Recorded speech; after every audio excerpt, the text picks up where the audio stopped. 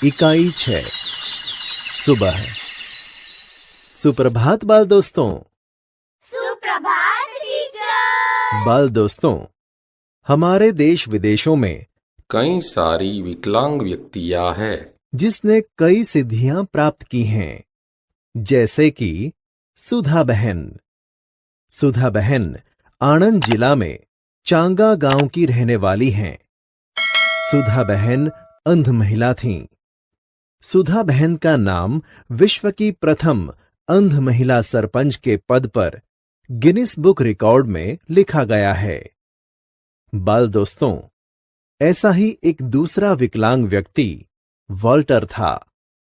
Walter Africa देश का अपाहिज लड़का था। वॉल्टर अपाहिज होते हुए भी ऊंची कूद में सिद्धि पाई। वॉल्टर बचपन में पोलियो की बीमारी से विकलांग था, लेकिन उसकी मेहनत और कोशिश से उसने ऊंची कूद में सिद्धि प्राप्त की और विश्व रिकॉर्ड बनाया था। तो चलो बाल दोस्तों, मैं आज आपको ऐसी ही एक पोलियो से विकलांग बालिका रेशमा की कहानी सुनाता हूं। आप सब ध्यान से सुनिए। सुबह सुबह रेशमा ने देखा कि घर के सभी लोग सफाई में व्यस्त हैं। कोई सामान झाड़ रहा है तो कोई मकड़ी के जाले उतार रहा है। रेशमा ने सोचा, जरूर आज कोई खास बात है। माँ, आज कोई खास बात है? सब इतनी सुबह उठकर घर की सफाई में जुटे हैं। रेशमा ने उत्सुकता से पूछा। हाँ बिटिया रानी, त्योहार के दिन है, भूल गई क्या? पहले से ही साफ सफाई हो जाए तो अच्छी तरह त्योहार का आनंद ले पाएंगे। मां ने प्यार से रेशमा के गाल को सहलाते हुए कहा। रेशमा ने कहा, ओह, मैं तो एकदम भुलक्कड़ हो गई हूँ। पर माँ, आपने मुझे तो कोई काम सौंपा ही नहीं। मैं क्या करूँ, बताओ माँ। मां ने कहा, अच्छा चलो, पहले नहा धोकर तैयार हो जाओ, फिर बताऊंगी, बहुत से काम हैं। रेशमा ने रुआं से स्वर में कहा। मैं भी आपकी मदद करना चाहती हूँ। मां ने कहा, मदद तो मैं जरूर लूंगी। मैंने तुम्हारे लिए कई काम सोच रखे हैं। नहा धोकर नाश्ता कर लो, फिर बताऊंगी। कहते कहते मां ने रेशमा को उसकी पहिए वाली कुर्सी पर बैठा दिया। रेशमा ने अपनी पहिए वाली कुर्सी को धीरे धीरे धकेला और अपने दैनिक कार्यों में लग गईं। रेशमा जब 5 साल की थीं, तभी से उसके दोनों पैर काम नहीं करते थे।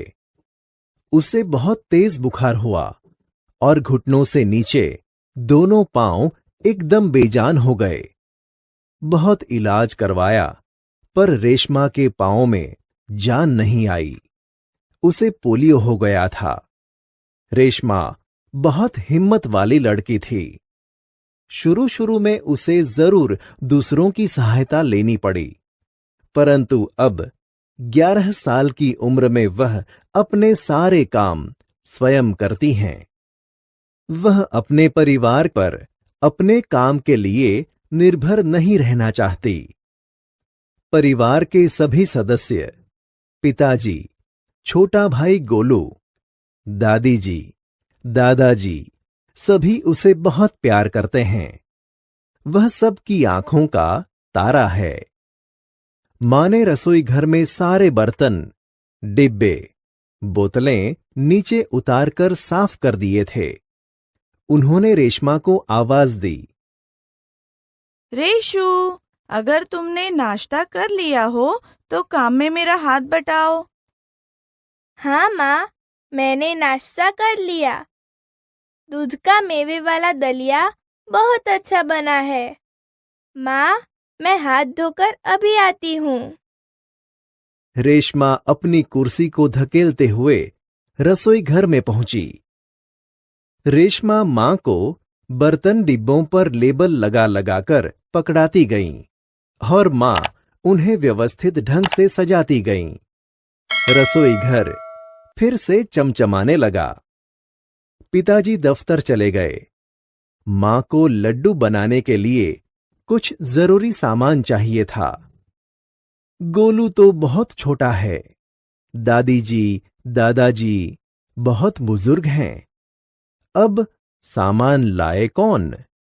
मां परेशान थीं। रेशमा ने कहा, सामान मैं ले आऊंगी, बस आप मुझे सामान की लिस्ट और एक थैला दे दीजिए। मां ने कहा, तुम ले आओगी अकेली? रेशमा ने कहा, हाँ माँ, एक बार पहले भी तो लाई थी। रेशमा की आवाज में दृढ़ता थी। मां ने कहा, तो ठीक है, तुम ही ले आओ, लेकिन ध्यान से जाना, सारा सामान नुक्कड़ वाली दुकान से ही मिल जाएगा। थोड़ी देर बाद रेशमा सारा सामान लेकर लौटी। उसने गोलू को आवाज दी। गोलू, ये लो, तुम्हारे लिए टॉफी लाई हूँ। गोलू टॉफी पाकर खुशी से उछलने लगा। कुछ ही दिन बीते थे। एक दिन शाम को रेशमा का घर दियों के झिलमिल प्रकाश से जगमगाने लगा। पूरा मोहल्ला जगमगा रहा था। जहां देखो वहां रोशनी ही रोशनी थी। क्या जमीन, क्या आसमान। दादी जी ने बताया कि दीपावली अंधेरे पर उजाले की जीत का त्योहार है। बुराई पर अच्छाई और असत्य पर सत्य की सदा जीत होती है। इस दिन रावण को पराजित कर राम अयोध्या लौटे थे। उसी खुशी में यह त्योहार मनाया जाता है। रेशमा और गोलू बड़े ध्यान से दादी जी की बातें सुन रहे थे। कुछ देर बाद सबने मिलकर पूजा की और प्रसाद खाया। गोलू अपने दोस्तों के साथ पटाखे छुड़ाने में मग्न हो गया। रेशमा अपने दादा दादी के साथ फुलझड़ियां जला रही थीं। इतने में रेशमा ने क्या देखा कि गोलू ने जिस पटाखे को बुझा हुआ समझकर छोड़ दिया था, उसमें से चिंगारियां निकलने लगी हैं। गोलू की पीठ पटाखे की तरफ थी। रेशमा चिल्लाई, गोलू, गोलू बचो, तुम्हारे पीछे पटाखा है। पटाखों के शोर में रेशमा की आवाज दब गई। बाकी लोग कुछ समझ पाते। सबसे पहले रेशमा जल्दी जल्दी कुर्सी को धकेलती गोलू के पास जा पहुंची। उसने गोलू को जोर से धक्का दिया और खुद आगे निकल गई। धड़ाम! जोर का धमाका हुआ। रेशमा की फुर्ती ने गोलू को जलने से बचा लिया। गोलू को कुछ समझ न आया कि उसे धक्का किसने दिया और क्यों। धमाके की आवाज सुनकर मां पिताजी भी बाहर दौड़े चले आए। कुर्सी रेशमा के ऊपर थी और रेशमा नीचे। पिताजी ने कुर्सी सीधी की और रेशमा को उस पर बैठा दिया। मां भयभीत थीं। बोली। रेशमा ने उन्हें सारी बात बताई। सबने रेशमा की पीठ थपथपाई।